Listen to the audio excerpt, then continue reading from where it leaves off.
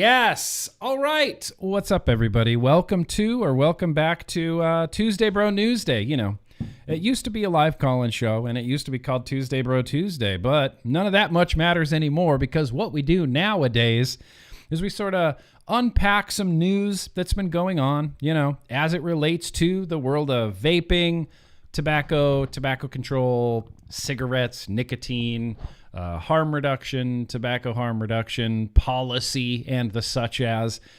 Freedom guy, first and foremost, I always want to say that at the beginning of every Tuesday Bro Newsday. I'm a freedom guy. I'm a registered libertarian. So that's the lens that all of this news is going to get viewed through.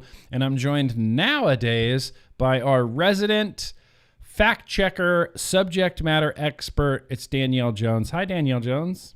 Hello. How are you doing? How's your Thanksgiving? What did you guys do for Thanksgiving? Anything fun? Oh my God. So many carbs. So many carbs. Give me the carbs. Put them in my face. It was a carb vacation. It was a carbcation. So you had a carbcation for Thanksgiving. Basically. Yeah, see, that's spectacular. We don't have a kitchen, so we couldn't cook anything or do any fun Thanksgiving stuffs. And we didn't cook. It was all takeout. Yeah, all delivery. All takeout. And so what we realized as Thanksgiving's going on and on, we're thinking, all right, we'll get Chinese food tonight. That'll be great. Turns out there's no Chinese restaurants open on Thanksgiving in the whole of Los Angeles.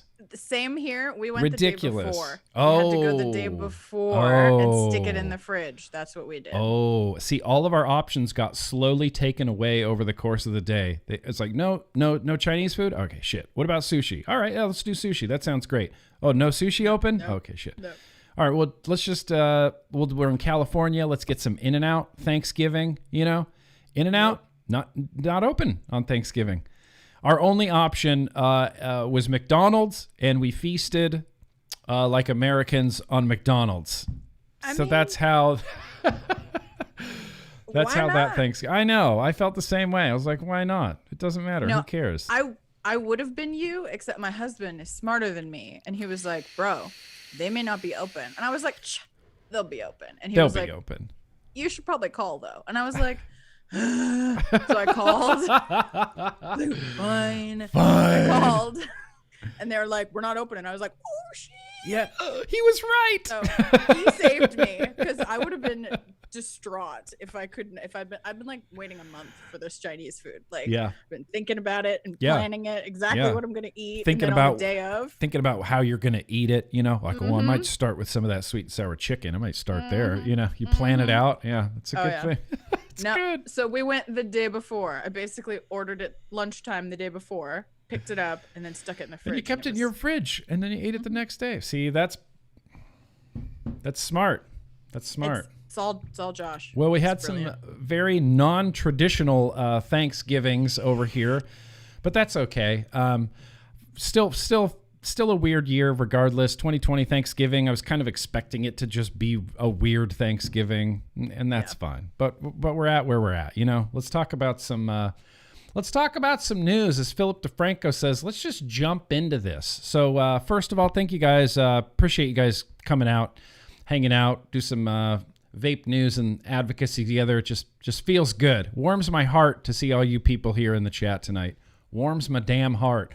So we got a few things that we're going to be talking about tonight. We're going to be touching a little bit on the CDC, some data that they have released, which it's a little bit weird. I don't expect a lot of like straightforward, accurate messaging from CDC. Instead, what we get is weird, arbitrary numbers that don't really make any sense. What we get is percentages of percentages of percentages. And that's just confusing. They use a lot of weird weasel words. They use some weasel words. It's all very interesting. We're going to talk a little bit about the FDA. We're going to take a little tour of the new CASAA website, you guys, in just a second. Awesome. The CASAA update. Danielle Jones, look at her just smiling. Just You guys have been working on it for like 6 months, okay? There's a brand new CASAA website. We're going to take a little tour of it. Turned out awesome. We got some criticisms, obviously, of the CDC. We're going to talk a little bit about the Truth Initiative because why not? They've interjected themselves into the world of harm reduction for some reason. And just going to talk about the Truth Initiative. Mostly, their hypocrisy is astounding.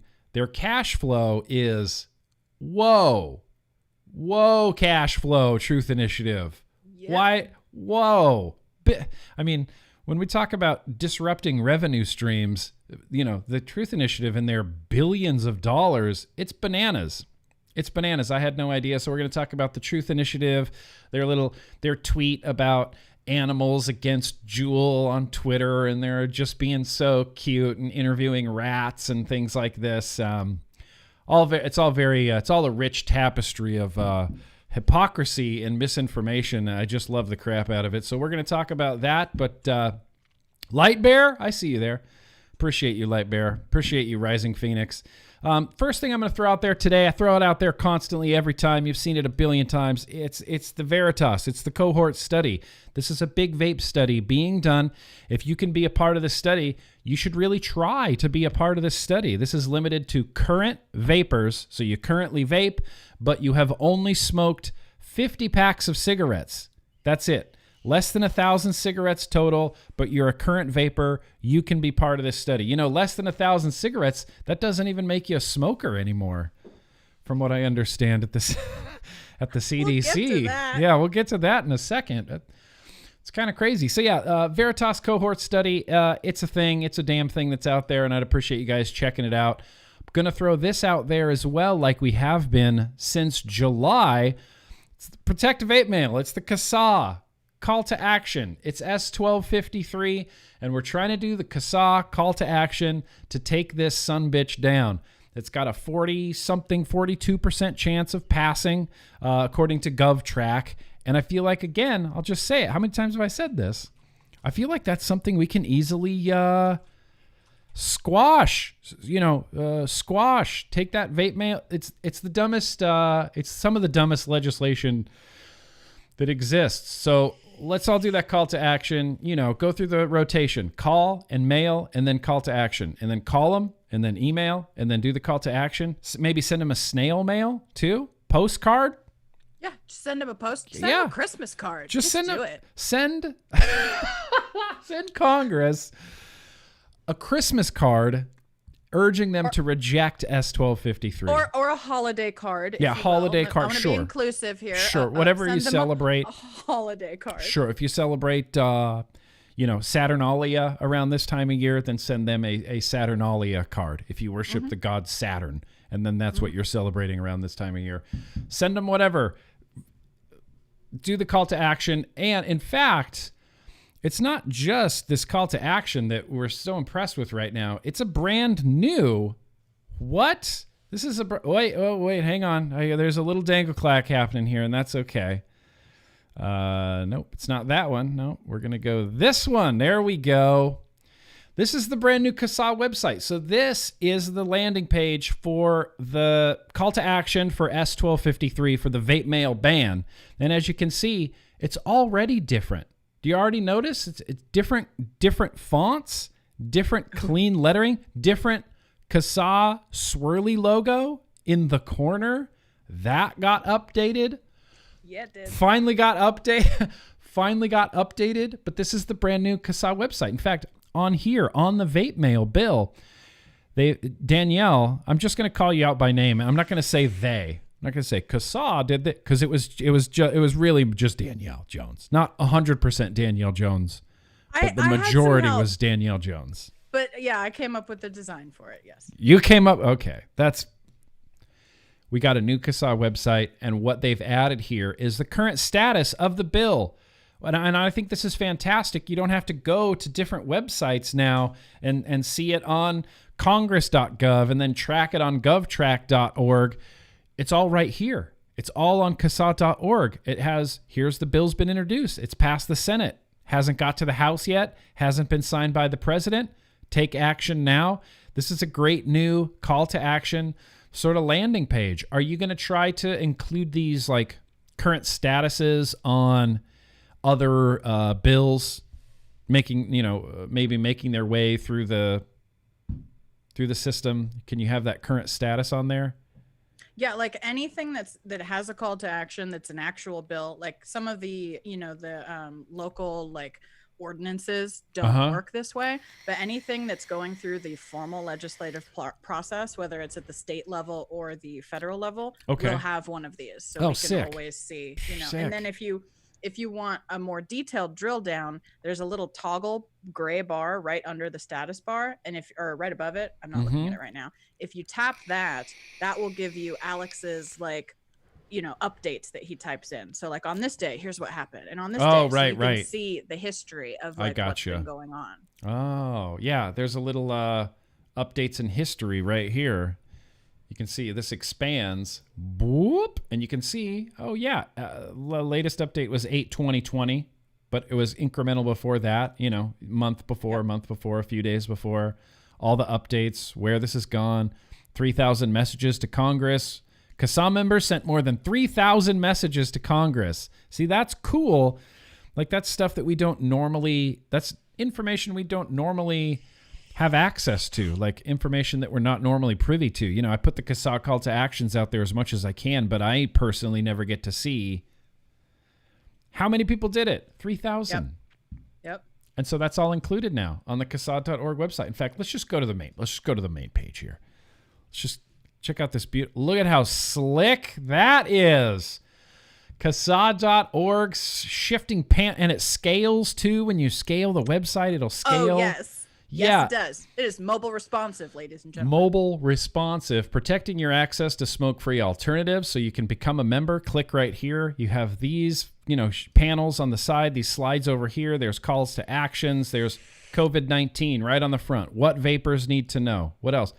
What is vaping and what is it used for? Information. And this website, previously when I would go to the CASAA website, it was just to find calls to actions.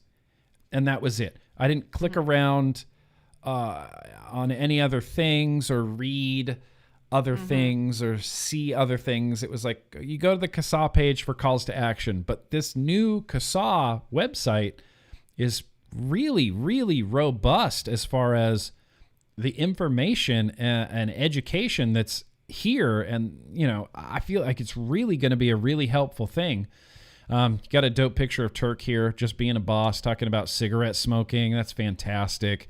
Harm reduction sits at the intersection between public health and human rights. Yes, 100%. So you go down, you can get involved. They have our information library right here. I'm going to jump back to this information library because this is spectacular. But it continues down. It gives you some smoking stats. Every 6 seconds, a person dies from a smoking-related disease. Every 6 seconds. I didn't know that before CASAA. Lots of good information here. And then there's a quote here from that Progressive Policy Institute that we talked about on Tuesday Bro Newsday. We found the sharp increase in e-cigarette use across many groups can explain as much as 70% of the accelerating decline in smoking rates. And that's from, like I said, Progressive Policy, which we shared.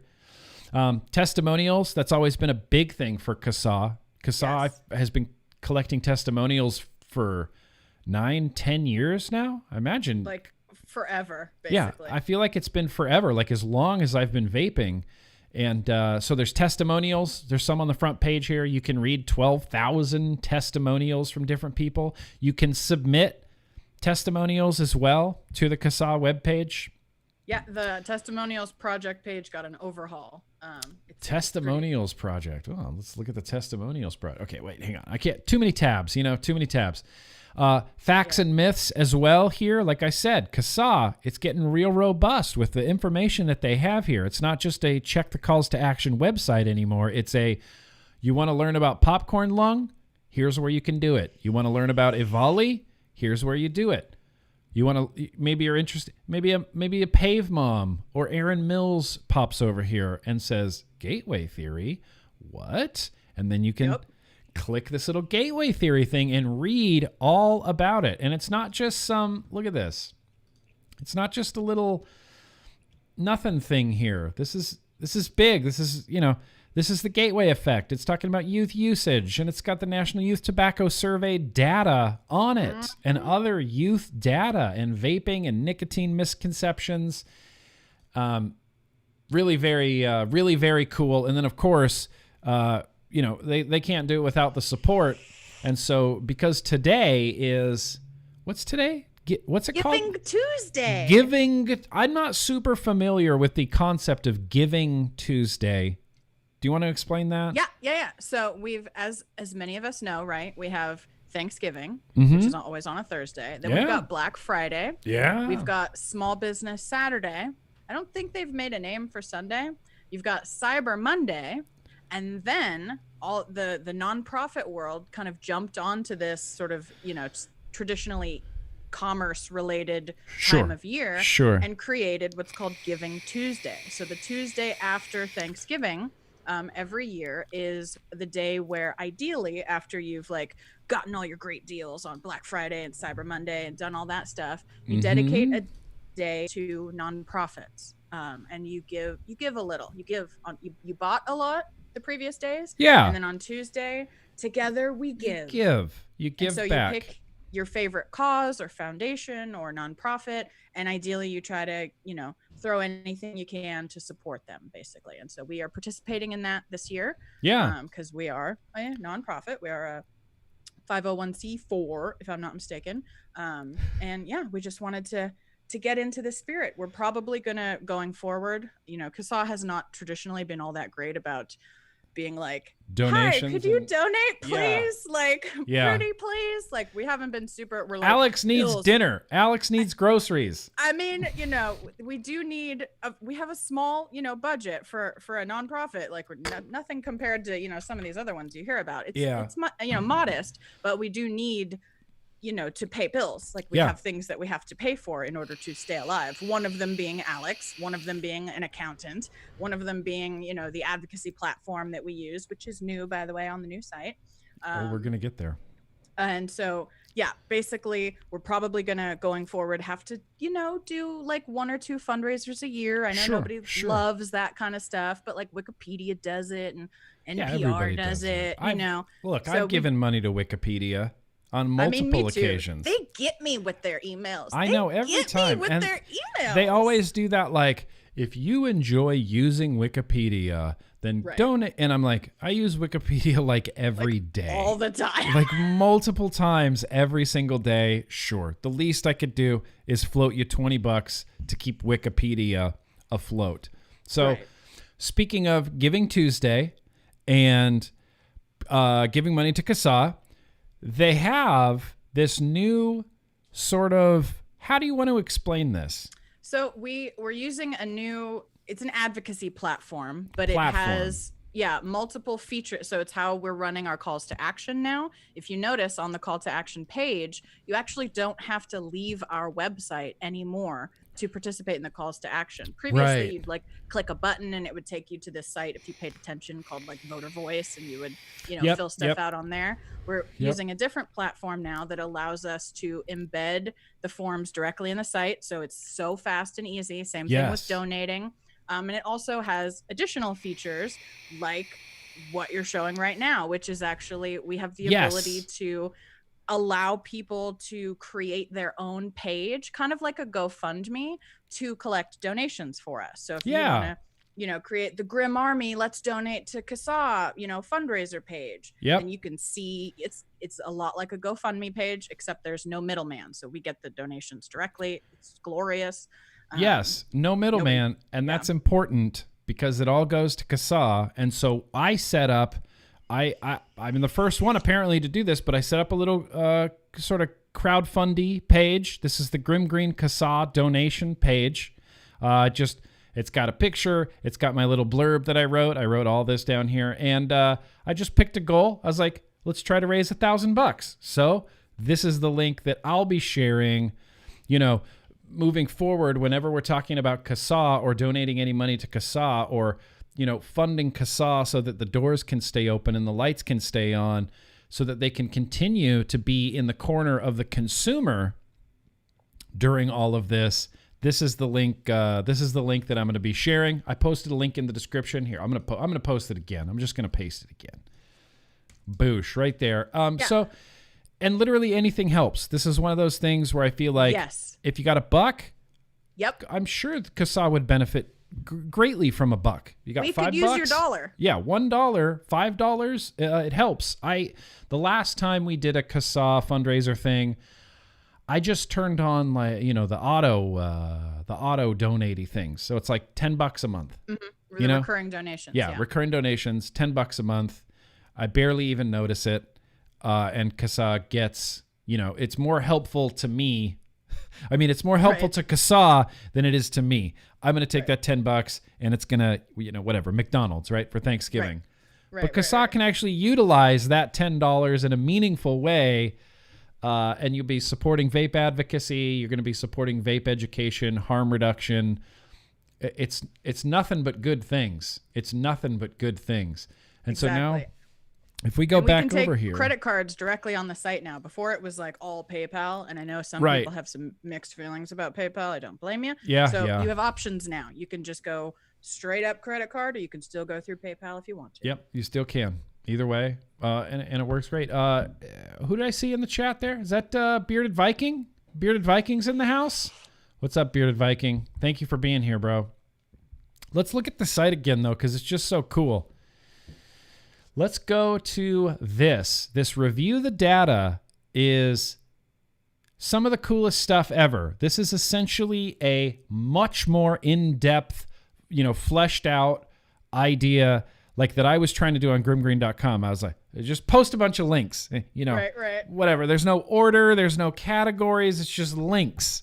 But CASAA has actually taken it a step further and sort of like organized it and made it really easy to navigate. Yeah. I wanted to. This is my little pet project, and I wanted to. It was inspired by like what you had on your site and Google Docs that people have been like keeping and sharing. And essentially, this is ideally, and we're still building it. So please check back because we're going to keep updating it. But it's essentially a big collection. For this page of all of the studies that we want to share with people. Essentially, there's a scientific journals, articles, and studies section, and there's also like a news media section. So, for example, if you're arguing on Twitter with somebody and they're like Ivali, you can jump to the Ivali section and send the link. There. Here's a study, bro. Like, or here's a news article, or it's a big resource. And I really, I organized it by topic. Like I said, there's two main categories: science versus news, and then subtopics: harm reduction, smoking cessation. And we're going to keep adding. There's a highlighted, section, that teal section at the top. That's like the most popular ones, college physicians, and like the ones that people really like to share. But yeah, this is a new tool. We are soon going to be adding, hopefully, a little section for each one that has like a summary. And so it'll be like CASAA's quick little, like, here's what this is about and here's what it says type, that like the layman's terms, little translation of that. Sure. That'll be coming soon. But yeah, I'm so proud of this page. I've been like working on it, assembling things for a while. Yeah, I mean, it looks great. Really very easy to navigate, and you have everything on the top here: smoking cessation, harm reduction, flavors. So if you click on the flavors, it'll zap you down here to flavors, where we have associations of flavored e-cigarette uptake with subsequent smoking initiation and cessation study that's just readily available right there. I think this is fantastic, and it covers so many, literally everything that we're dealing with right now with flavors and youth use and Ivali and this, that, and the other. And it's all on here, and it's all really helpful. And it's funny because I'm going through these links and I recognize like the majority of these titles. I'm like, oh, wait, I have that bookmarked. Holy shit, I have that bookmarked. Great. Awesome. I made a page of bookmarks for you, so you don't have to have 20 tabs open. I know. That's really more or less what this is. But it's fantastic. So much information, so many resources, covering all sorts of topics. It's not just calls to actions. It's education. It's information. It's resources. It's an information and research library available to you for $0 from CASAA. You can join, become a member, follow the calls to actions. You can donate. I mean, CASAA really is our grassroots, organization as far as consumers go. This is it. This is what we got. We got CASAA, and we support CASAA, and we make sure that they keep going. And, I think this is proof, or the fruits of the labor, as they say. Like people say, well, I donate money to CASAA. Where'd my $10 go? It's like, well, look, we got a new website. Here's where some of that's going. Yeah, a lot of that was just me volunteering my time to build it. Yeah. So, FYI, I work for free. So all the board is all volunteer. Okay. But yeah, I mean, what we wanted on here was definitely also, because a lot of this information, I won't lie, was on the old website, but the website was old, basically. Outdated. It was outdated, and there was a lot of like stuff in there, basically. And so what we did is we actually sat down and worked up like a new user interface, essentially. Like, how would we call this, and streamlined it so you can actually find the things. Like, so it's not a room like full of books everywhere and you don't even know where to start. It's like, start here. And like, it kind of guides you through, the different stuff. And we have like resources, and we have, all this stuff. And I know sometimes people get a little confused about like, well, what exactly is CASAA? We've got a page that completely outlines that. You know what I mean? Like, we're a consumer advocacy group. And so we're not necessarily the group that's going to file the lawsuits, right? I know people love lawsuits and they're real sexy, but the thing you have to understand about a lawsuit is that as a consumer organization, lawsuits do, depending on the lawsuit, they tend to do better when you can show things like damages. And industry is much better equipped to do a lawsuit that shows damages, right? Lost revenue, issues with employees, like different things like that. So a lot of those kinds of lawsuits have to come from industry. So that's not really what CASAA does. I know a lot of people like that, but that's not really our role. Our role is to keep an eye on the country as much as we can and alert you guys to when there is legislation or ordinances or bills or whatever it is that are going to affect your right to vape, to educate you on what it is, where it's going, who you need to contact, and how you can stand up for your rights. Like, that is our primary mission, is to empower you to protect your rights. Like, that's what I really want people to understand, because they're like, well, you don't do any lawsuits. No, that's not what we're designed for. That's not what we do. Yeah. It says a consumer advocacy nonprofit organization. CASAA's work is dedicated to empowering consumers and representing their interests in various legislative policy making and rule making arenas. And the consumers are the primary driver of vaping, and it's important to have a consumer focused group. In my opinion, that's very critical, because you have different organizations that represent different things. And, the VTA, while they're doing whatever, this lawsuit in Florida, or, talking to this governor in this state, they're representing industry folks, not necessarily the businesses, right? Not necessarily you, right? Rhett Falls as a consumer, or you, Billy, as a consumer. CASAA represents you. Those values are aligned, but occasionally they're not, right? So a good example would be Tobacco 21, for example. So industry companies, by and large, were like, you know what, Tobacco 21, okay, we're going to do it. Like, it's cool. There wasn't a ton of opposition.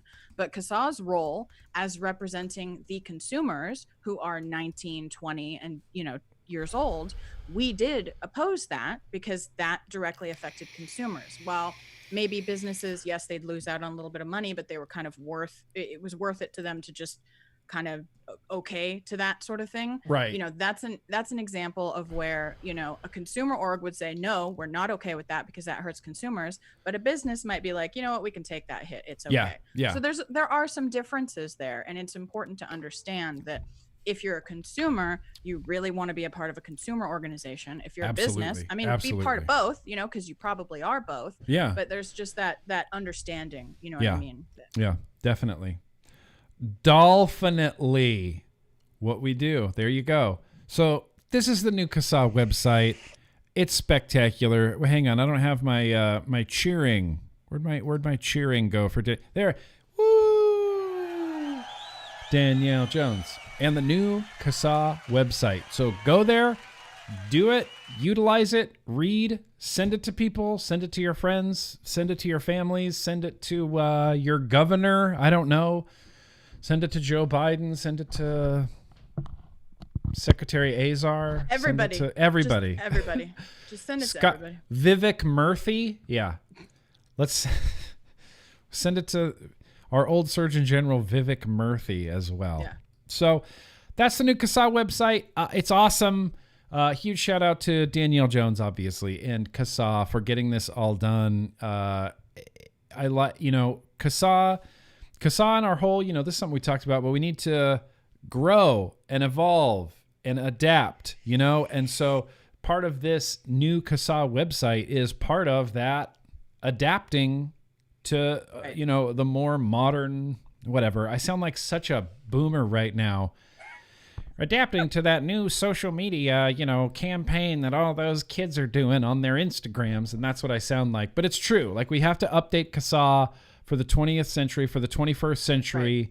And this new website is a big leap forward in doing that. So thank you, Danielle Jones. I think this is going to continue. I think it's going to continue to be a great resource for vapors and harm reduction advocates. CASAA.org, you guys. CASAA.org. Check it out. Don't even trip. I'll have links all over the place. Now, before we get to CDC and before we get to the Truth Initiative, I just wanted to share some news. Any Canadians in the house tonight? I think I saw PSS here. I think she's in Canada. I don't know if you're anywhere near Nova Scotia, but let me tell you about Nova Scotia. So here's the big headline on this article. As expected, Nova Scotia flavor ban is increasing smoking rates. Well, golly gee. Surprise, surprise. Shocking. I am shocked. My ears are shocked at this news. Nova Scotia became the only Canadian province to ban the sale of flavored nicotine products this past April.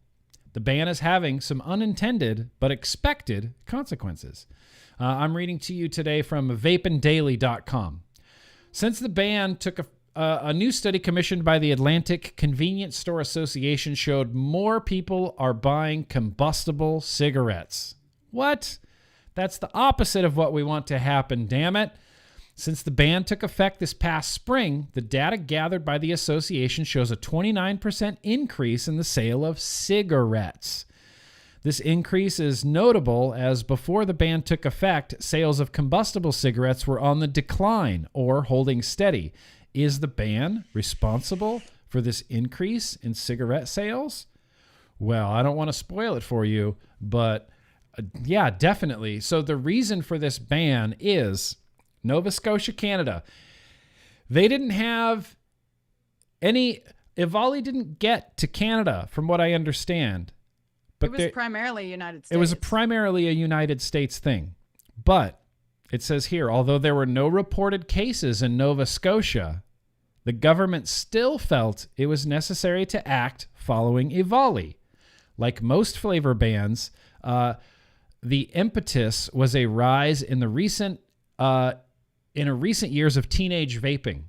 So they used EVALI and teenage vaping to roll out this flavor ban in Nova Scotia. Despite having no cases of EVALI, they still used EVALI. That's crazy to me. They still used EVALI to ban flavors. Yep. Well, the government cited data that showed an increase in teenage vaping as well as smoking between 2017 and 2018. The government also cited a survey of Nova Scotian high school students. Now, these statistics, which, as we've discussed and established, statistics don't mean a whole lot. You don't put a whole lot of faith and weight in statistics. But these statistics seem, and they point this out in the article, they seem just tailor-made to motivate lawmakers to impose a flavor ban. 37% of high school students said they tried vaping or smoking at least once. That's a lot. 95% of teenage vapers in Nova Scotia preferred flavors. So that's a really confusing, disingenuous way to say that. 95% of teenage vapers, but we don't know what the base numbers are. We don't know what that 95% represents as a number of people. It just sounds like a high number. Right. 95% of teenage vapors in Nova Scotia said they preferred flavors. 48% of teenage vapors said they would quit if flavors were banned. That just seems so perfect, doesn't it? Oh, they'll quit. They said if flavors are banned, then they'll quit. And that just gives lawmakers motivation to go, look, the teenagers said they'd quit if flavors were banned. Doesn't that feel like way too perfect of a statistic? We'll quit if there's no flavors. Oh, well, then let's ban flavors. Yeah. Yep. The last statistics seem tailor-made to motivate lawmakers to impose a flavor ban, and impose they did. That survey was conducted by none other than Smoke-Free Nova Scotia, who was a driving force behind getting the ban implemented. Only now, Smoke-Free Nova Scotia and other public health officials that called for the ban are being put on the back foot as new data shows that the ban has harmed adult vapors. So we can kind of venture to guess here what the unintended consequences of this flavor ban were in Nova Scotia. Those who were behind the ban in Nova Scotia need only have looked at what happened in other places where flavors were banned. They would have seen the writing on the wall. San Francisco, and this is something we've talked about in the past, San Francisco and other Californian cities were among the first cities to ban all flavors. But studies conducted afterward showed that while e-cigarette use did drop, smoking rates rose. I mean, even looking at that, you can't deny that vaping is displacing smoking. If you take away vaping and smoking rates go back up, or you make vaping more available and smoking rates go back down. High. Doesn't take a rocket surgeon to see that correlation right there. And sure, it's just a correlation. It's not empirical science and data, and I get it, and causation, and yes, I get it. But you can see when vaping is limited, smoking rises. To me, that's pretty cut and dry. They go on to talk about in Nova Scotia, and this happened in San Francisco, California as well. Most people were still able to buy banned flavored vapor products from the black market. It didn't stop people from getting flavored vaping, despite the ban, and it didn't stop people from vaping in general. They were still able to get vaping products, only now they're getting them from the black market, which is, unregulated, doesn't check for IDs. The study looked at, so this is going on to, this is a study that was released in 2020 showing that flavored vaping products had a positive effect on adult smokers. Good Lord. Learn how to read. This study looked at data from the Population Assessment of Tobacco Health Study and found that flavors were responsible for initiating adults into vaping, but not young people. The study discounted the popular theory that flavors attract young people and found that young people who begin vaping were already smoking. Flavors attract older smokers way more than younger smokers, and flavors are associated with higher cessation rates, almost twice as much among adult smokers compared to people who only use tobacco flavors. Unsurprisingly, the federal flavor ban has led to an increase in smoking across the country, along with the restrictions in place because of the quarantine. The bans continue to spread as more states in the U.S. go forward or scale back bans that were put in place during the EVALI outbreak. There was pushback against the NS Nova Scotia flavor ban as well. Many vapors and small business owners asked that the government instead place a tax on high nicotine devices like the pre-filled pods of the Juul, which are more popular among young people, rather than banning all flavors outright. The government has signaled that it might rescind the ban and go forward with a more common sense approach, but for now, the ban is still in place. Nova Scotia, banning all flavors as of April. Smoking's on the rise, so if you're a smoker, head up to Nova Scotia. You just smoke like crazy there. You can't get any vapor products or flavored vapor products, the vapor products that actually work for people, but you can smoke. So Nova Scotia, who knew? I'll throw a link down the description to anybody in the Nova Scotia area. Good night to you. Good evening to you, Alan. Appreciate you. Anybody in Canada or Nova Scotia? I don't know if there's a Canadian advocacy organization anything like CASAA for Canadians. I don't know. That's just a big question mark. I personally am not great on foreign. I have a hard enough time keeping track of the United States. You know what I'm saying? Yep, 100%. So ask Alex on Twitter. I feel like we'll ask Alex on Twitter. And the author said that the government has said that they might change this ban and come at it at a different approach. But that's just kind of that's what politicians do. They like to talk, and while they talk, the ban that they already put into place remains in place. So they can talk all they want about, maybe we should do this, but the government moves at a snail's pace, so probably get done glacial pace in the next 5 to 10 years, maybe something like that. But for now, this ban, it works. It's good enough. It's good enough. Crazy what's going on in Canada. Crazy what's going on in Nova Scotia. Like I said, I'll have a link down the description. Read this, share it around. In fact, while I was here, I clicked around a little bit on the Vaping Daily website. It's a website I'm not familiar with. Seemed pretty cool, and it covers all vaporizers. It's called Vaping Daily, but it's not just a liquid nicotine type of organization. They do all sorts of dry herb vaporizers and PAX 3 and distillate and other vaping things like that. But it's a pretty cool website, and I'll post a link down in the description to where you can check that out.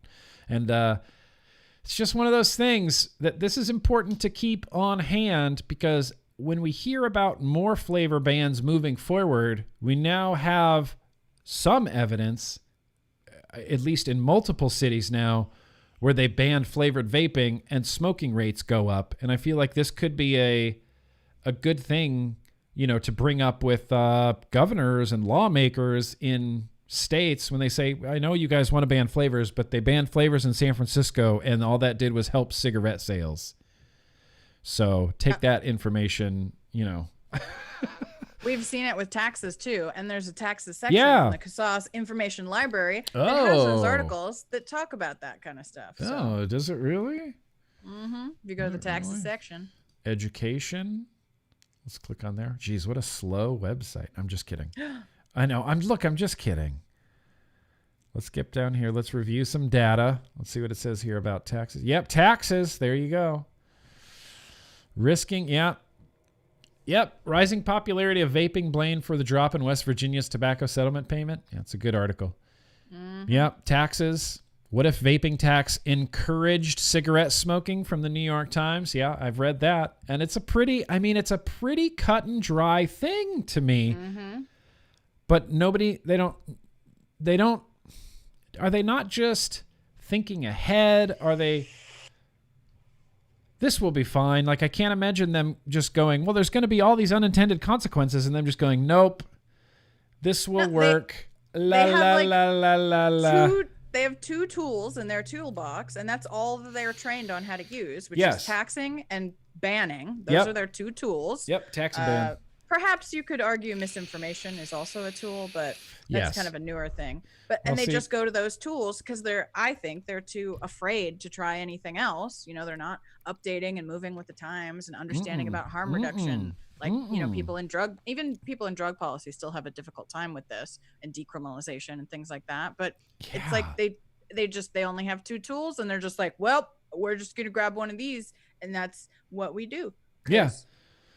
We got two tools. Well, and see, they use the misinformation. It's another tool, but they use the misinformation in order to pass the bans. They use the misinformation in order to pass a flavor ban or to pass these taxes by saying, well, the CDC says this many 9.3% of kids that vape all use flavors, so let's ban those flavors. Right. What's that actual number? Oh, we're not going to tell you. No, we're not going to tell you. No, it's a percentage of a percentage. It's a percentage of a percentage. It sounds high. And see, that's what we're going to get into next. Everybody hanging in there. Let's do it. I see some super chats come in. I think I'll read, I think there were a few super chat. One super chat. Oh, Christopher just came in. Okay, here we go. Christopher Murdoch has some information for us. Canadian Vaping Association.org. That's it. I'll put a link in the description. This is the Canadian Vaping Association.org. So maybe they're on top of this Nova Scotia ban. Not really sure how it works up there in wacky Canada. I don't know if Nova Scotia's beholden to, I don't know. I don't know what, the Queen. I don't know. The Queen. The Queen of Americans England. Get so confused. I don't know. When we start talking about royalty. We're like, what? Royalty and monarchs and what? MPs Canadian and Parliament. What? Yeah, MPs. So it's it's the CVA.org. Super easy to remember if you're in Canada. The CVA.org. There's your Canadian vape group, advocacy group, the Vaping Association. All right, cool. Oh, very cool. Commonwealth. Yeah, there's another word we never hear in the United States. Oh, we Commonwealth. have some of those, though. Do we have a Commonwealth? Yeah, some of the states, if I'm remembering correctly, their like full formal name is like the Commonwealth of Virginia. Oh, yeah. Or something. I think that's, somebody correct me if I'm wrong, but I'm pretty sure that's true. I think some of the states have like, their full name that we don't ever use. We just use their nickname. Yeah. The Commonwealth. Yeah, I could see that. I think it's like the Commonwealth of Virginia or something like that. See, I'm going to need to read into this. Like, what's the difference between a state and a Commonwealth? Let's Google it. I don't even know. I don't know what the difference is between a state and a Commonwealth.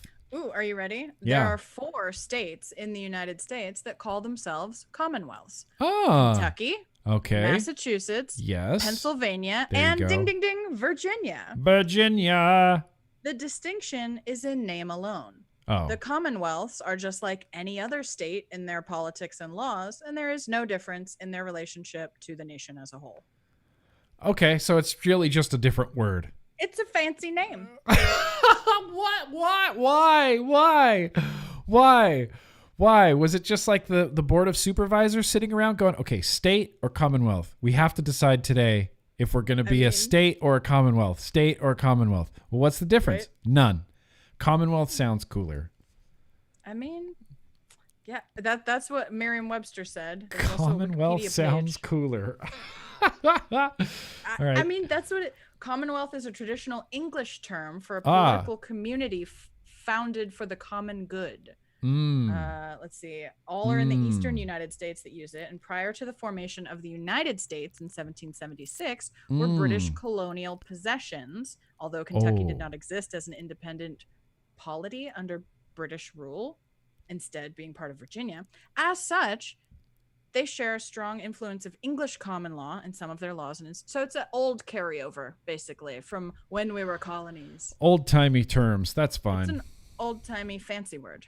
My office, State. It's a Commonwealth now. You didn't know? There you go. Yep. It's the Commonwealth of Commonwealth. Grimm. It's Commonwealth of GrimmGreen. We are the Commonwealth. Had a super chat here from Eve. What are you doing, Eve? I am in NS, Nova Scotia. Oh, Eve's in Nova Scotia. There is legal action against the ban and the taxation, 50 cents per mil. We could have an injunction in January. I had to close down my shop in September. Fucking A. I'm sorry, Eve. I'm really sorry to hear that. And look, evil women, I call her evil women. Eve, you've been around since the very early days. I remember talking to you on Vapors Forum. It was either Vapors Forum or ECF in like 2010. It was like 2010, 2011. Is that how long you've had your shop open for? I'm really sorry that you had to close your shop. That's horse shit. It's just a bunch of malarkey. And the thing is, I still remain steadfastly confident that all of this stuff is just going to age like milk. Every vape ban, every flavor ban, every misinformed, youths vape at twice the rate that, all these lies. For every adult that quits, 8 teenagers start. 18 teenagers. Yeah. All of that is just going to age like milk, because the truth has to win. Science has to win. And I firmly believe that. Speaking of truth and science, Oh, I don't want to talk about Stanton Glantz. How much time do we have left? Oh, we don't have enough time to talk about Stanton Glantz. Here, let me just show you this real quick. So last week, we talked about, now I'm not going to link to this because nobody needs to be going to Stanton Glantz's blog. We don't need to be giving him any traffic. But last week, we talked about that study that came out that showed that vaping is beneficial, what did they say? African American and Latinx smokers. That's what they're talking about. So when a study like this comes out, I'm kind of waiting. I'm like, I wonder what Stanton Glantz is going to say about this, because it's this overwhelmingly positive study that was done, overwhelmingly positive. And then Stanton Glantz does his little thing where he downplays the importance of it and then squeaks in his own little merchant of doubt little thing in there. Little thing in there. So let's see what Stanton Glantz has to say about this. And I was surprised by this. He says this is a well-done randomized controlled trial that demonstrates that African American and Latinx smokers who switched from cigarettes to Juul for 6 weeks had substantially lower levels of the lung carcinogen NNAL in their urine. So he's kind of praising it a little bit.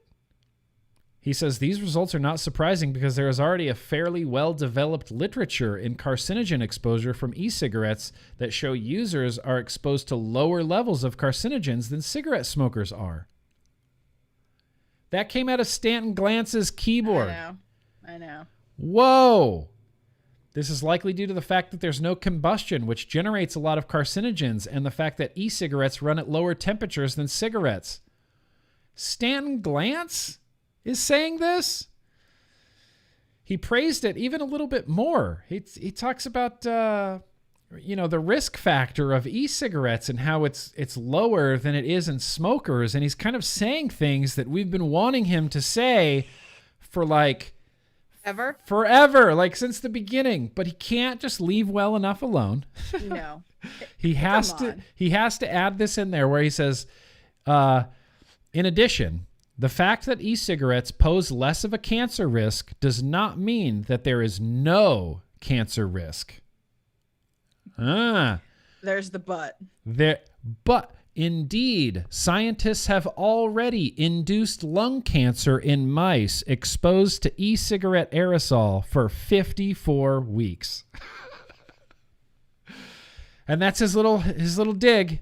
Yep. His little this study is a well-done study that is accurate and, less cancer and carcinogens and NNAL biomarkers and all of this is right, except just because... Still doesn't mean they're good. Exactly. It still doesn't mean that they're good. Doesn't mean that there's no risk.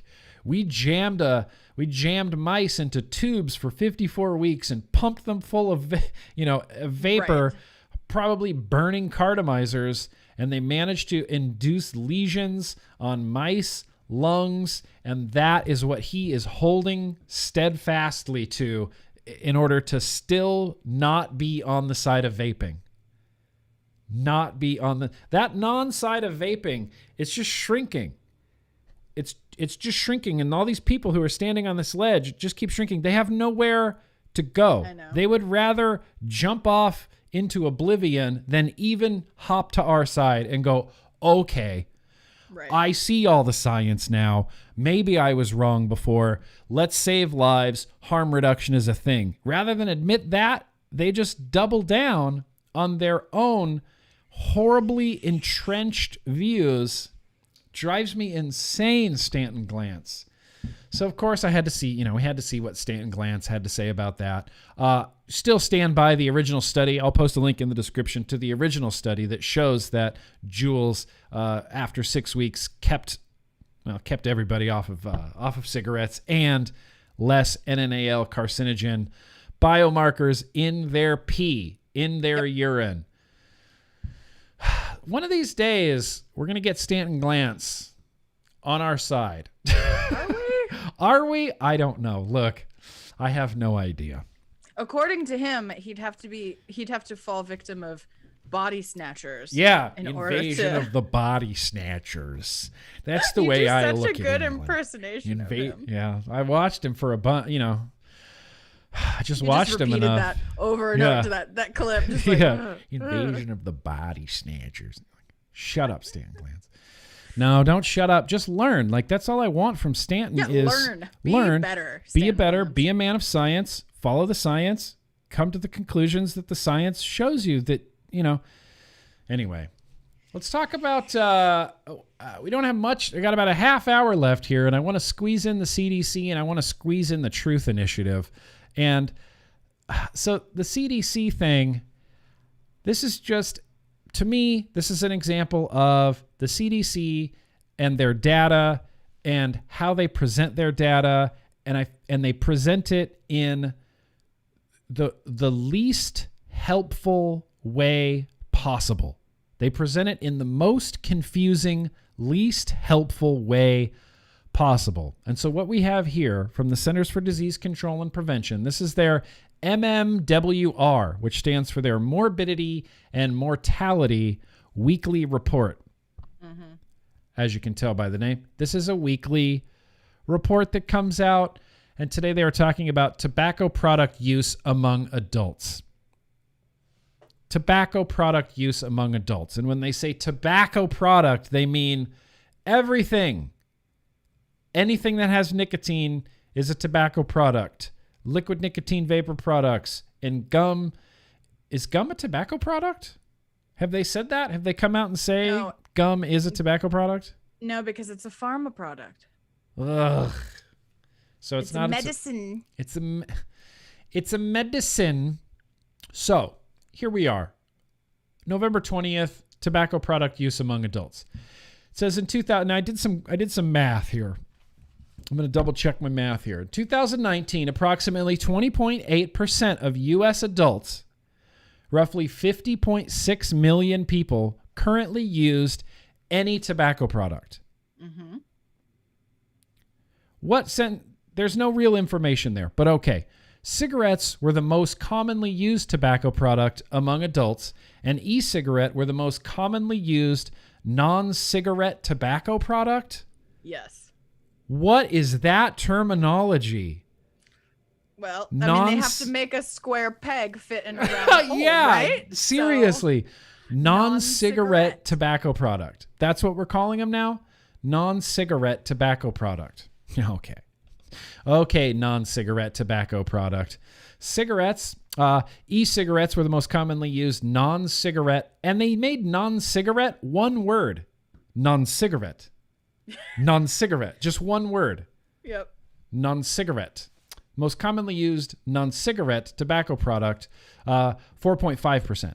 The highest prevalence of e-cigarette use was among smokers aged 18 to 24, 9.3%, with over half, 56%, of these young adults reporting that they had never smoked cigarettes. So again, that's a percent of a percent. Right. That's a percent of a percent of a percent, I believe, because we're going back to the 20.8%. Correct. So that is a threefold percentage of percentages, which in real numbers doesn't sound, they use this 50%.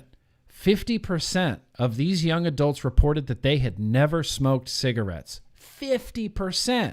And then you look at that first number and you're like 50 million people. Yeah. So here's where I landed. So they're 4.5%. They have this 4.5% are adults using non-cigarette vapor products, right? That out of that 20%, that's roughly 2 million people. Do you double check my math there? Is that right? That's roughly 2 million people. 50.6 million is what we're talking about. Yeah, I just dropped the 0.6. I just did 50 million in all my calculations, I think. Math A over here, so around 2 million, right? Is that what you came up right with? Around 2 million. Yeah, 2 million. So CDC is saying there are 2 million adult vapors in the United States. This isn't an age group. This isn't 18 to 24 or 25 to 64 or anything like that. This is just a blanket 2 million adult vapors in the United States, right? Does that make sense? Okay. So we have 2 million non-cigarette tobacco users. Yes. 9% of those, 9.3% of those are aged 18 to 24. Okay. Right? So that leaves us with about 186,000 young adult vapors in numbers, right? Let me double check. I got screwed up with mine. 1, 2, 3. We got some math going on here. Times 0.093. Yep. I'm with you. Right? 186,000 vapors aged 18 to 24. 186. 56% of those has claimed that they had never smoked cigarettes, which is about 104,000 people total. Correct. According to the CDC, 104,000 people who use vapor products and have never smoked. 18 to 24 years old. Who are 18 to 24. Who never smoked. Who never smoked cigarettes. Now, you have to take into account the whole using of vapor products, right? Is this current use? Is this everyday use? It just says currently use, which under CDC guidelines, that means ever use, right? Yeah. Well, it means ever 30-day use, basically. Ever. So within the last 30 days, did you try it even one time? Okay. Within the last 30 days, did you even try it one time? So we got 100,000 people who within the last 30 days have used a vapor product and had never previously smoked cigarettes. 100,000 people. 100,000 people? Yeah. It gets better, though. 100,000 people that were never smokers? There are 220 plus million people in the United States, and we are losing our shit over 100,000 people that tried a vape that never smoked before. That's crazy talk to me. And they make it, and without doing the math, you won't come to these numbers. You just go, you look at their percentages and you go, 56% said they never smoked. And you just see that number in your head and you go, that must be a really high number. 56% of these kids, young adults, 18 is an adult, mind you. We're talking about adults here. This isn't even a youth issue. 100,000 never smokers who might have picked up a vape. I think their vapor numbers are drastically underrepresented. Yes, I think that's the really lowest end of the ballpark. And even if you say that, so we're stuck on this 9.3%. I can't get past this. 18 to 24 years old, 9.3%. That represents 186,000 vapors nationwide. The opposite side of that math that they're not telling you is that still leaves 1.8 million vapors over the age of 25, between the ages of like 25 and 65. That's where the majority of these vapors, the majority age of these vapors is over 25 years old. But that's not what it says here, and that's not the information that you get out of this. You have to do that by doing math and then subtracting and going, really, it's only 100,000 people? That means that leaves 1.8 million vapors over 25 years old. Don't worry. It gets weirder. It gets weirder when they start talking about smoking. Part. Can I do this part? I want to do this part. First thing I want to show you, look on your screen right now. It's just a wall of text. I don't know who this report is intended for, if it's just for scientists or doctors or teachers or someone who has the ability to go through and disseminate all of this information and know what every little star means. And this isn't for me. This isn't for you. This isn't for us. This is just pure data that I feel like no one will double check this. No one will double check this. But they do talk about smoking, cigarette smoking. Here, we have to go through all of these charts first.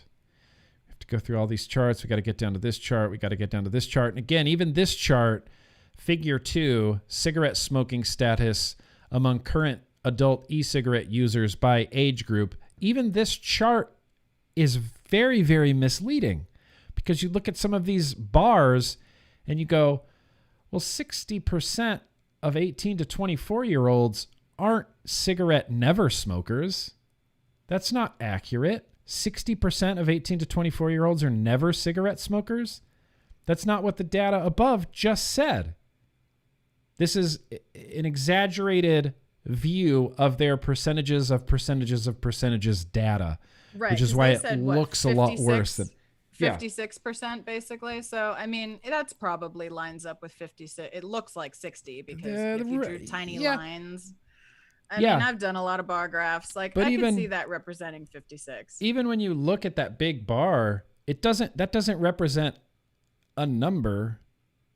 That just looks like a big tall bar. You know what I mean? Like, you have nothing to base this on. What's the scale? There's no scale. And it's not saying like 50 to 60% of all of them. It's of the. And that is not translate. You know what I mean? Of the. Right? Like, of those who currently use a tobacco product, of those who use an e-cigarette, of those who were 18 to 24. However, moreover. Right. So really, that really tall blue bar represents, like we talked about, 100,000 people. 100,000 people. And we're flipping our shit because there's 100,000 people in the United States that never smoked a cigarette, but they had the audacity to pick up a vapor product. But that's not even right either. But that's not even right either. Because the best part about this, okay, if you read the little star, right, there's an asterisk under this graph. Asterisk. Yes. And if you read this, because I'm telling you guys, this is where the good shit is hidden. You gotta read the asterisks, okay? Yep. It says adults who had smoked, less than or equal to 100 cigarettes in their lifetime. Oh no, that's the wrong one. Let me see. Basically, adults who had not smoked more than 100 cigarettes in their lifetime were classified as never smokers. Never cigarette smokers. Think about that for a minute. That's what, 5 packs of cigarettes? Sure, so if 5 you packs. smoke 5 packs of cigarettes, you are a never smoker. Never smoker. In this world of the CDC, which is just seemingly arbitrary in every way, if you vape once a month, you're a current vapor. But if you vaped if you've smoked 5 packs of cigarettes, you're considered a never smoker. Never smoker. Yeah, I don't know. I just want to peel my face off, and like, this is, and this goes back to, we get targeted messaging. We don't get any useful data. We don't get any useful information. We get this weird targeted messaging where they're doing this science and they're just playing by their own rules, They're just playing by their own rules. Oh, you smoked 5 packs? You're a never smoker. You vaped once? You're a current vapor. And based on those, now here's the data. That's like the context of it. It's so I'm infuriated. Okay. And here's the thing. This is not an uncommon way that researchers classify people, right? Because you have to have a line somewhere, right? Sure. People try things, right? If you tried one cigarette your whole life, I wouldn't call you a smoker, right? No, that's not. So they decided that the line was at 100 cigarettes. 100 cigarettes, you're not a smoker. Here's the problem with that, is when you classify someone for public health policy purposes as a never smoker, and you say that they are using another product, you are completely not representing the appropriate behavior risk profile. No. Because when normal people hear that, they think, oh, somebody who would never touch a cigarette ever in their lives has picked up this product. That is a problem. Right. But that's not what that means. These people, some of them, at least, we have no idea how many, but at least some of them have picked up a cigarette. They have that risk behavior profile. They were willing to experiment with smoking. You cannot call them a never smoker. That is a complete and total misrepresentation. I get it from a researcher standpoint, like I kind of get why but that has far-reaching consequences and implications when people are using this data to create policy. That is not accurate. No, it's not accurate to say that, oh, all these people never touched cigarettes. Or even say would have never. You can't say that either. You can't say would have never. That's no.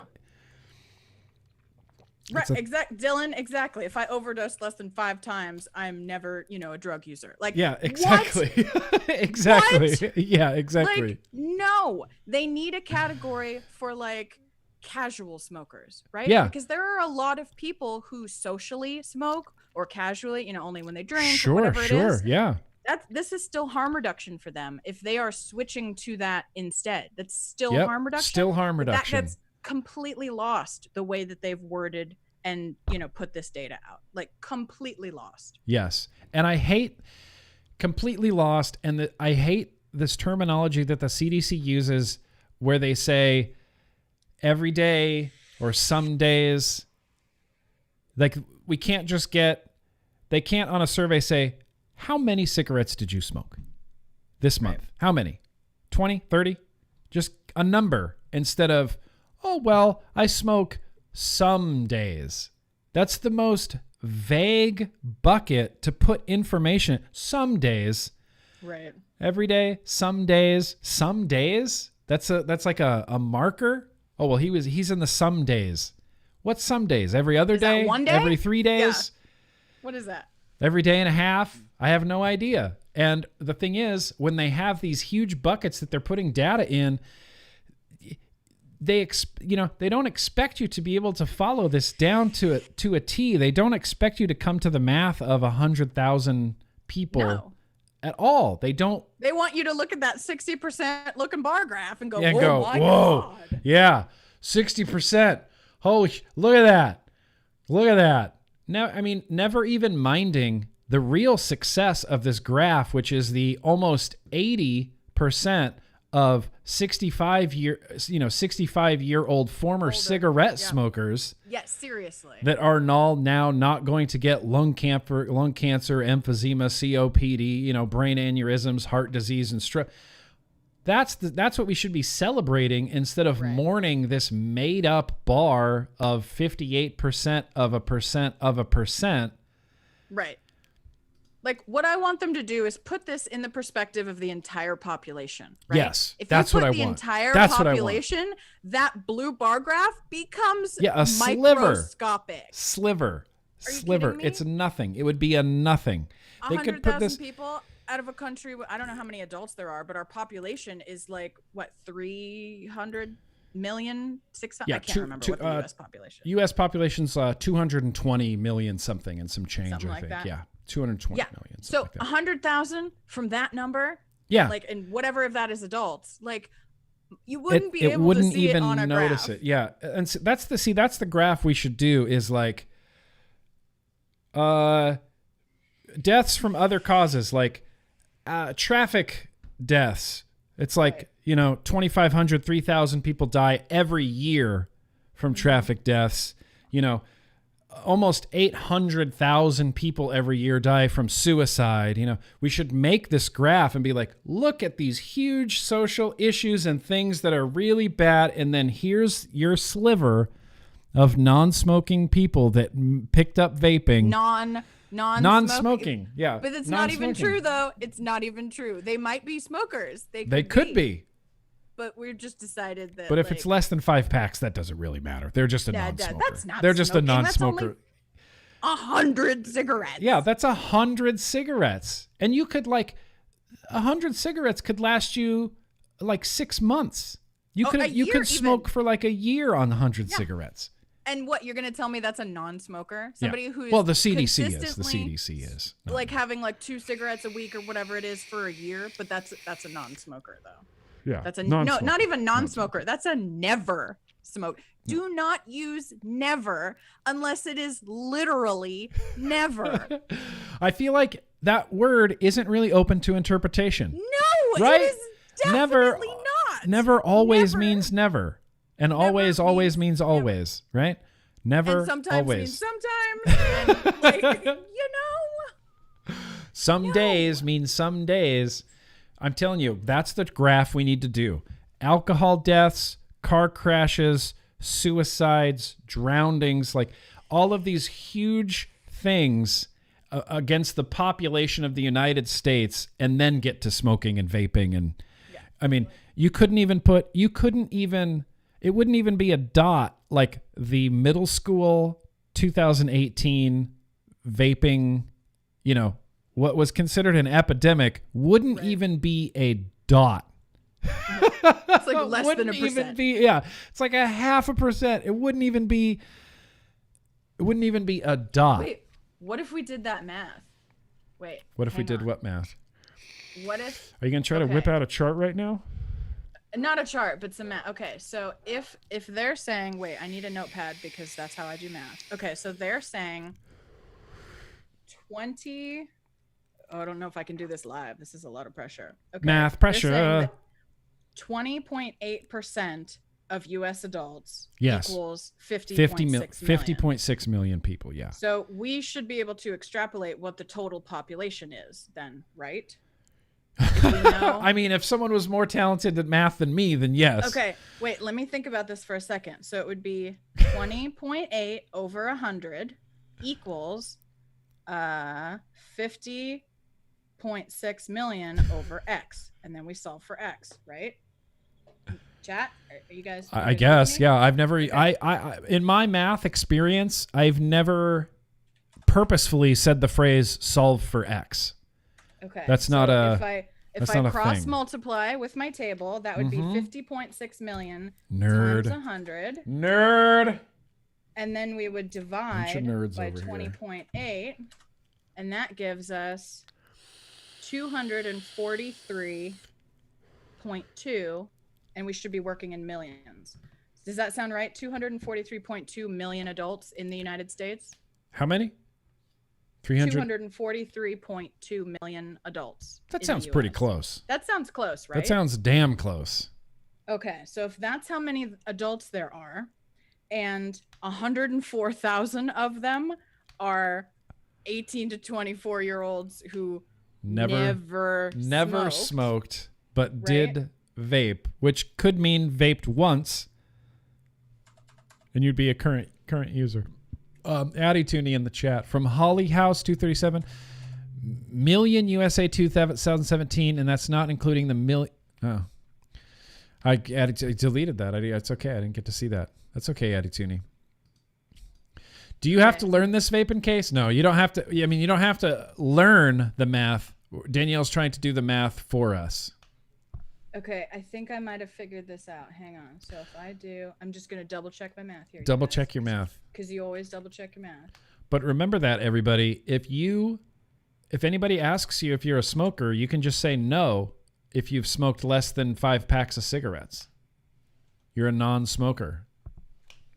I'm going to go smoke 5 packs of cigarettes just for the CDC. I'm going to film myself smoking 5 packs of cigarettes from beginning to the end, just repeating on a loop. CDC says I'm not a smoker. Next cigarette. CDC says I'm not a smoker. Next cigarette. CDC says I'm not a smoker. Double cigarettes. CDC says I'm not a smoker. I'm only at 80. I'm never smoker. Yeah, never smoker. I have never smoked as I smoke. Okay, anyway, what's your math? Okay, so of the total U.S. adult population measured based on census data and this kind of stuff. Sure. We are looking at this 104,000 people situation is, I believe, 0.004%. Oh, 0.004%. Is that even, that's not even, that's nothing. That's zero. That's a hard short. That's not even statistically significant. That's a teeny. And I want to see, that's a good number to have. That's a good percentage, because now we can look at what else. I mean, we have to have some things to compare this to, right? On this big graph we're doing. Oh, sure. So I'm assuming more people die from like peanuts than that. How many? How many adults died from peanuts? Oh, how about choking on food? That's what Google Yeah, wanted. choking on food. I was shocked by automobile crashes. Oh, let's do it. Let's do that. Choking on food is actually not that. Let's see. According to this, in Automobile 2017, crashes. 5,200 people died from choking on food. Let's do die from auto crashes. car. The number that I got was 1.2 million people are killed every year in the United States from car crashes. What is this? Holly House, you smoked 17 million cigarettes before you quit vaping, before you went through vaping? No, I just read that number wrong. I know it's not 17 million. 1.3 million people worldwide. Oh, worldwide. Yeah, that's worldwide. I think in 2017. Okay, so for U.S. fatalities, we're looking at around 35,000 a year. Oh, still 35,000 people a year dying from automobile accidents? Mm-hmm. But Should like, ban we're cars. also comparing things that people are like, because 104,000 people using a product is not the same thing as 35,000 dying from it. Right, so right, like, right. Our graph, you know, that right. our bar would be higher than like that bar, for example. Right, yeah. But I mean, like, so we can do it. We can do it in the CDC way, where we use percentages of percentages and make our graph look really good. There you go. Yeah, there we use some of that misinformation to our benefit. Oh my, yeah. No. You guys, this is a taste of what I spend my day doing whenever we get a new, you know, percentages, National Youth Tobacco Survey out or something like that. Percentages, I'm like, okay, percent and multiply and solve for X, and I have to draw it out so I know which one's cross in algebra. Well, I'm sure it's all worth it. It's just not for me. It's just not for me. Math is not for me. I'll do it. It's fine. Math is not for me.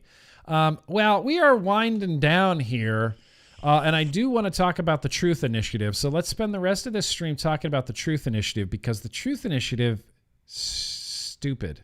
The Truth Initiative sucks butts. And this all started from a tweet that they sent out. Let me try to find this tweet real quick. Nope. Is it the animals one? Yeah. Oh, here it is. This tweet got sent out. The Truth Initiative. And this wasn't even tweeted out by the Truth Initiative. This was tweeted out by Sound and Fury. I'm not sure who they are. Breaking news. Animals. It does sound like. Animals against human testing are out in full force to protest Juul. When one of the funniest campaign castings of the year is for a great cause. So this whole like real fun little gimmicky thing that Juul did was animals. Yeah, that Truth did. Sorry, not Juul. Not Juul. The Truth did was animals against human testing. And so then they got this celebrity dog who's a pug. And it's like Doug the pug, and Doug's like, yeah, I hate I hate testing on humans, and Juul is bad because they tested their products on humans, and we're against human testing. And they got Doug, and then they interviewed rats against human testing, animals march against Juul. And I look at this shot, this picture of the orange microphone coming down to interview a little rat that's holding the little sign, and it says animals march against Juul. And I can't help but think, who is this for?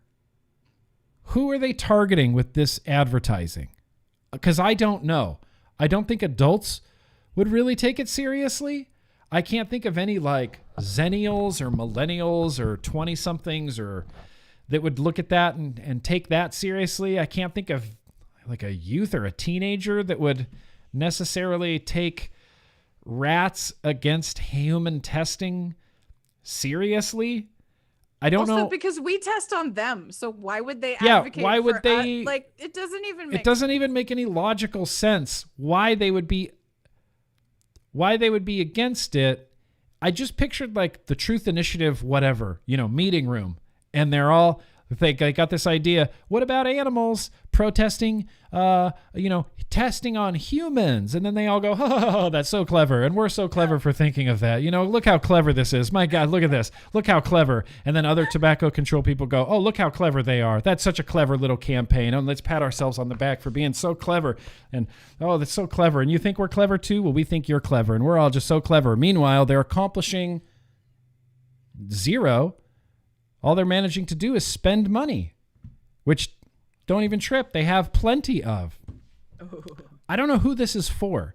And if these truth rats against human testing saw what real rats went through to get tested on, I don't feel like they'd be standing there holding a little sign trying to protect us humans when we take a mouse or a rat and just jam it in a tube and literally incinerate its lungs. Yeah, and incinerate its lungs with, burning atomizers and burning cartomizers for 12, 13 hours at a time for weeks on end. And they're plugged in this little tube where it's literally like sealed on the end with tape over the end of it. And this is how this mouse will spend its entire life. It will live inside a tube being force-fed, horrible, burning, I can only assume horrible burning cartomizers. And even just looking at this, like, I'm not some big animal rights person, but that's cruel and unusual. That's weird to live your whole life as a mouse jammed in a tube, inhaling whatever they're forcing you to inhale for hours and hours and hours on end. Water bottle. It's kind of gross. It's kind of gross. It's kind of a little bit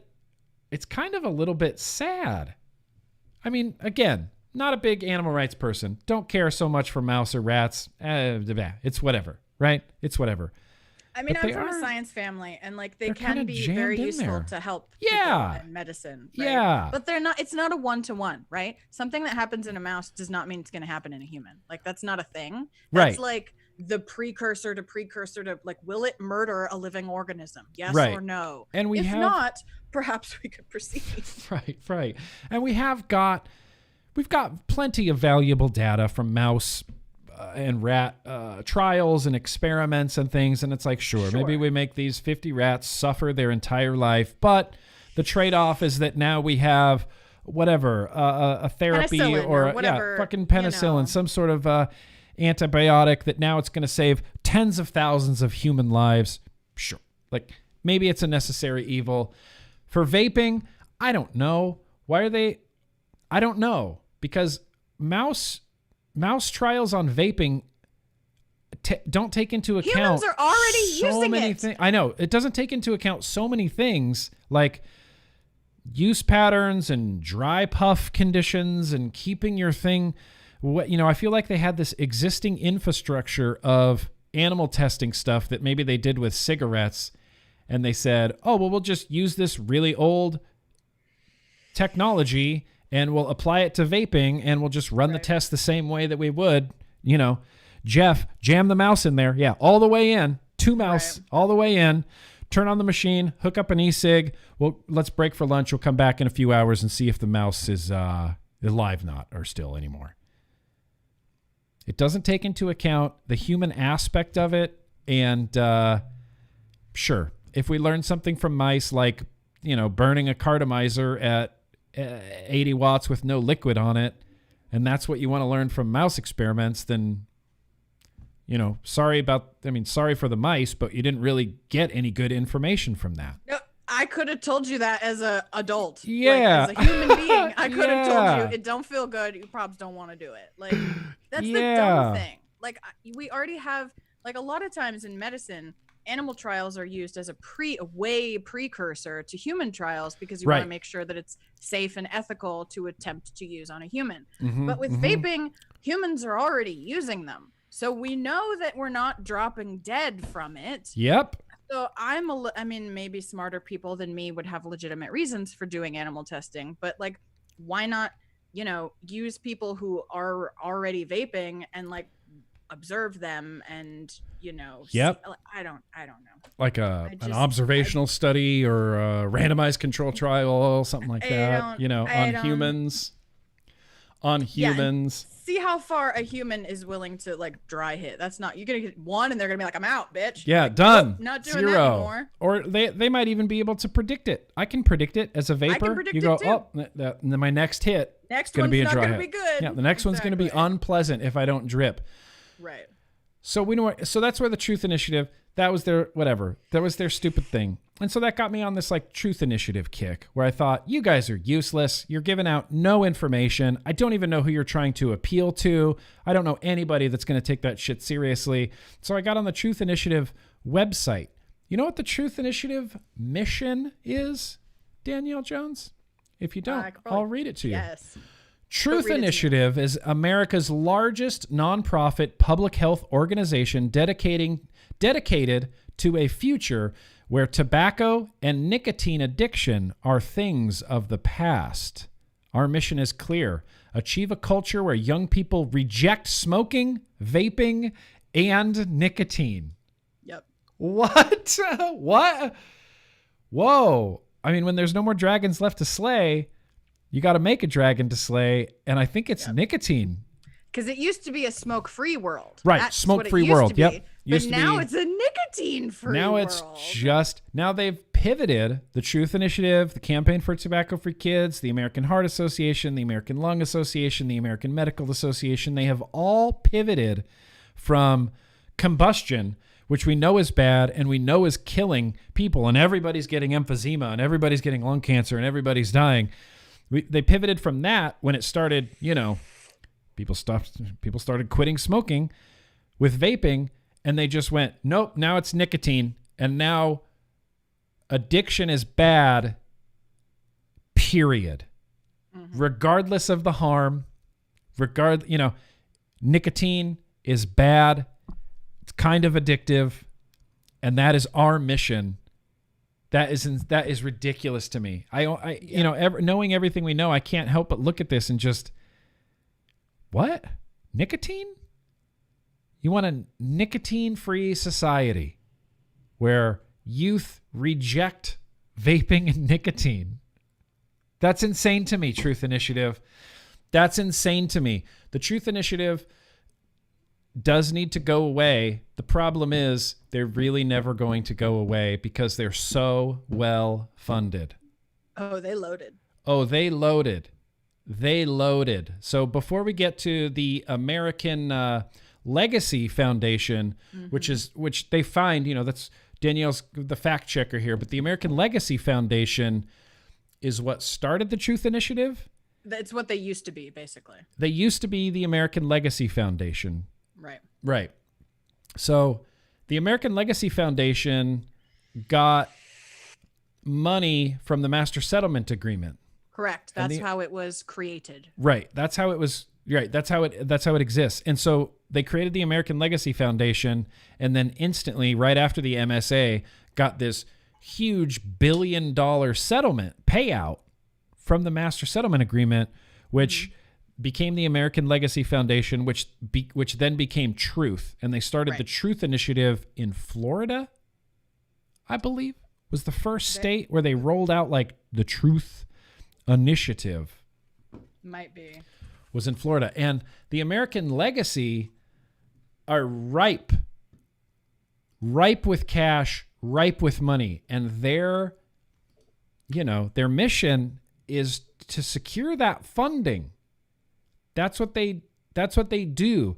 They aggressively try to go after funding. So you know how CASAA, like every once in a while, it's like, hey, we're having a CASAA fundraiser and we're trying to raise some money for advocacy and to keep our doors open, and we hope you guys donate. Right. That's what they do, but that's not all they do. They pursue aggressively investments, in the stock market, and they want billions and billions of dollars and billions of dollars. They were smart investors, right? So a portion of the Master Settlement Agreement went to creating the American Legacy Foundation. And then in 2015, they changed their name from the American Legacy Foundation to Truth Initiative. And with that initial seed money that came from the Master Settlement Agreement, they put that shit in the stock market. And they were real smart about it. And now they have, as of 2016, more than $957 million in assets. $957 million in assets for what, by their own admission, is a non-profit public health organization. What? Yep. Why? Why does a non-profit public health organization, A, need that much money? B, where are they spending this money? On what? It's this. I'll give you a hint. It's the salaries of the people that work there. The current head of the Truth Initiative has some ridiculous over $500,000 a year salary. That's where this money's getting spent. That and demonizing Yeah, in part. They also have the Schroeder Institute, the Truth Initiative Schroeder Institute. I'm sure that costs a pretty penny. So Yeah. they can have their own biased research. In fact, here, let me read this. This is from reason.com. It's just one of my favorite things. I realize we are going a little bit over time right now, but that's okay. Reason Foundation. It's just one of my favorite places. I love the Reason Foundation. They're just, whatever. It's a freedom thing. It's a libertarian thing. But I found this article dating back to 2007, where the American Legacy Foundation was at the forefront of the news for money laundering. Oh, money laundering. Yes. The American Legacy Foundation, an organization dedicated to building a world where young people reject tobacco. That used to be their old mission statement. Right. Requires that public health schools where its grant recipients work avoid the taint of tobacco industry money. This is rather odd, says Michael Siegel, because the American Legacy Foundation itself is almost entirely funded by tobacco industry money as a result of the 98 agreement that settled state lawsuits against the leading cigarette manufacturers. Not only that, MSA. So they started with MSA money, which is tobacco money. But yet they won't give a grant to anybody who accepts any tobacco money. They won't give a grant of their tobacco money to anybody else that accepts tobacco money. Oh, what?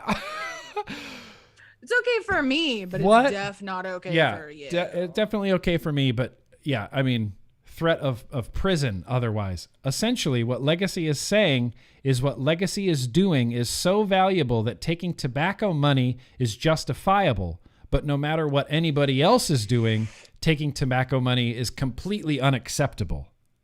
Yeah. How's that for a double standard, Truth Initiative? Right. That's hypocritical AF. Okay. Hypocritical as fuck.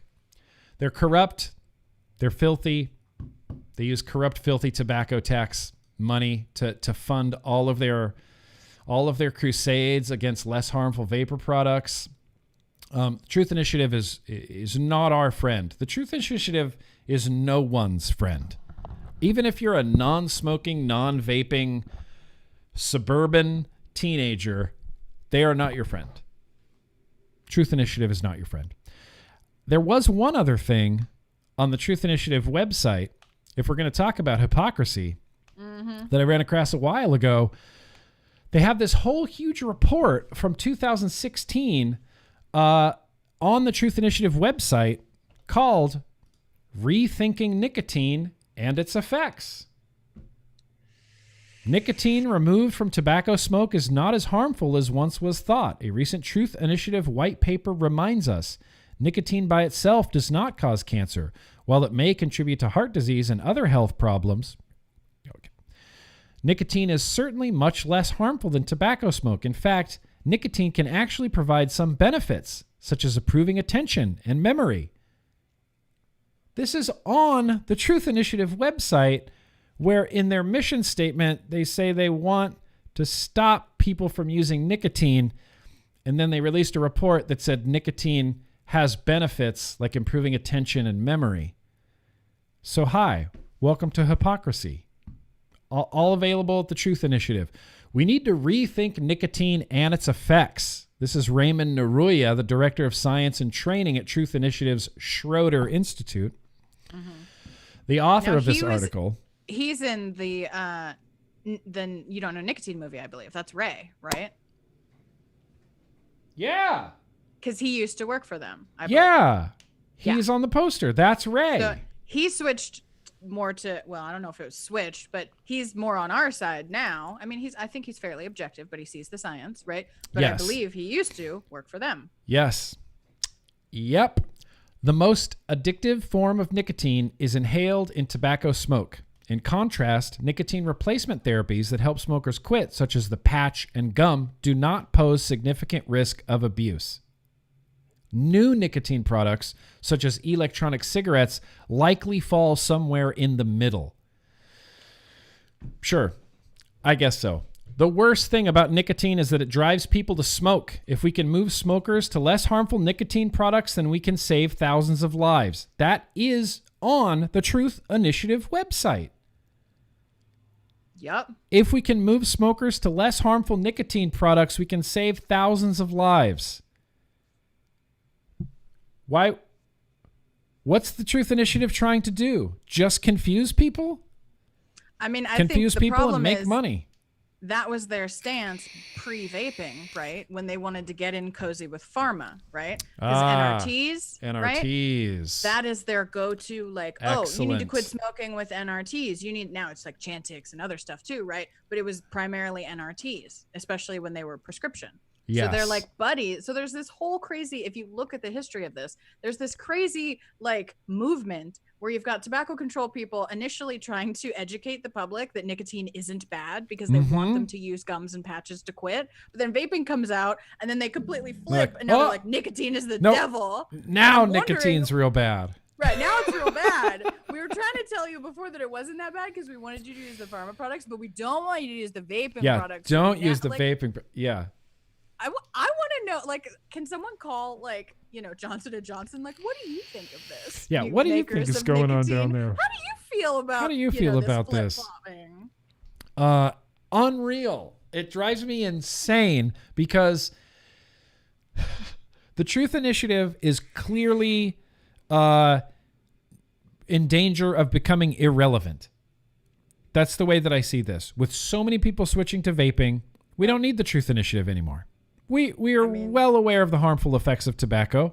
We don't need you guys to stop people from switching from combustible tobacco cigarettes to vapor products, which they want to do anyway. You're just trying to stop them. They want to do that anyway. We have the lowest youth and adult smoking rates of all time in the history of America because consumers are naturally gravitating towards a very appealing and very effective alternative to deadly combustible tobacco cigarettes that is vaping. The Truth Initiative's goal should be much like the Campaign for Tobacco-Free Kids goal, which is to become irrelevant. They should be striving for a time when they go, that's it, we're out of money, nobody's smoking. Well done, you guys. High fives all around. But that's not the goal that they're going after. The goal that they're going after is to control you as much as they can by telling you not to vape nicotine. Nicotine. And the more that we learn about nicotine and the more public information that gets out there about nicotine, it only makes the Truth Initiative look that much more foolish. 100% more foolish. Makes me insane. So yeah, there you go. That's the Truth Initiative. They're bad marketing. Their hypocrisy. Worst name ever, by the way. I know. Worst name ever. Worst. The Truth Initiative. They could have called it everything but. Yeah, everything but the Truth Initiative. They could have called it. That's their new name. I can't even think of a good burn right now, but man, I could burn Truth Initiative real bad right now. I just can't think of anything good. So I'll just say, shut up, Truth Initiative. Just shut up. Shut up and stop trying to keep smokers from switching. So they're hypocrites, ripe with cash, may have been accused of some light money laundering. I'll leave a link down in the description. Truth Initiative might have been involved in some light money laundering going on there. But I think that's going to bring us now here to the end of Tuesday Bro News Day. One more time. There's a lot going on out there, you guys. We're trying to keep you as updated as possible. We're going to do some deep dives into a few different things, FDA, CDC, regulations, and the such as. I appreciate you guys being here to help be a part of the cause. Keep fighting the good fight. I don't think I saw any more super chats come in. So I will have links down below in the description of this video to literally everything we talked about. Literally everything we talked about, including...